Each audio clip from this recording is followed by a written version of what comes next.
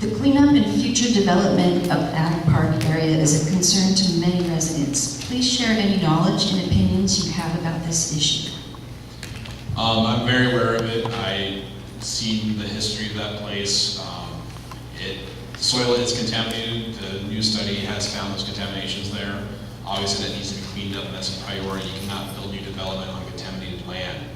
As far as the neighborhood surrounding, we need the cooperation of the residents to allow that testing, because we cannot confirm or resolve the issue until that's been done. And no development is worth somebody's life. If these are cancer-causing chemicals that are in these people's yards, it's not just their yard, it's a lot of other yards as well. So we need to resolve that immediately. It needs to be a priority. We cannot leave that as an empty space of land for as long as it has. How many minutes do I get on Ag Park? 1? Oh my goodness. 13 years we've been working on Ag Park diligently with all of you in this community. I'm not sure if most of you are aware, but we do have a class action lawsuit, and now with the Aaron Brockovich law firm actually looking in to help us with Ag Park to clean it up. I've walked the neighborhoods of Ag Park. I walked the neighborhood when I ran for city council. People are sick, their dogs are sick, they have tumors, they're dying.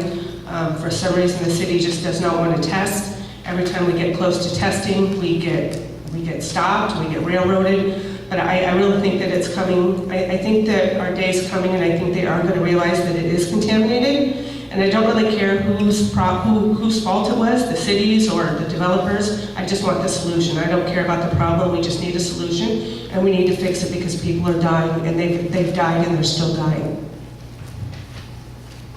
We need to press for resolution. It goes with, it's such a big issue. It goes back to World War II with Camp Anza. It's really big.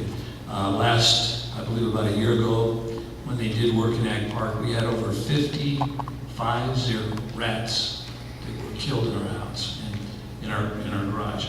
So a lot of things have happened. I think one of the issues is we have to get the people involved. We have to get the federal government involved, because a lot has to do with funding. It's all about the money. And we're working on those, DTSC and the others. The other thing they're working on is, because of statutes that are running out, they're starting to bring in the young people. They're checking the grade schools for asthma and other health issues. And I believe, like the others have said, I believe the truth is going to come out. The truth is going to set everything free. So we need to press for that. We need a real solution on it. Thank you. Yeah, I mean, we have to see it through to the end, finally. Okay, no more waiting around, get the testing done in the soil.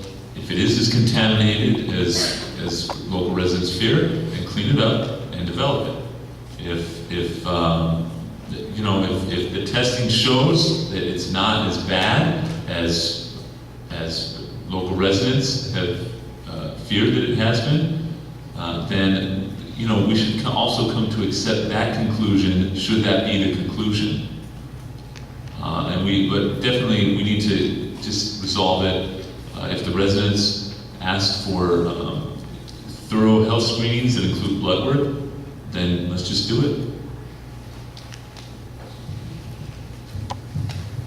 Thank you. I have some knowledge on it. I'm not going to say I have a lot of knowledge on it. However, it is my opinion that it must be cleaned.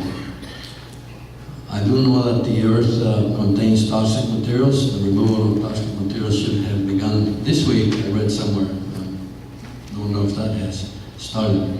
But we as members of the City Council and residents must ensure that all steps are taken to be certain that the dirt and land is totally clean before permitting anybody to build on the terrain. And even if not developed, it must be cleaned of toxic materials.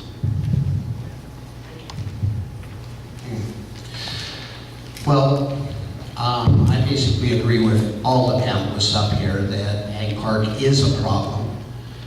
It's basically since World War II, and it was actually the issue that started the testing on Ag Park was an actual leak back in 2003. So we're ready to go on year 15.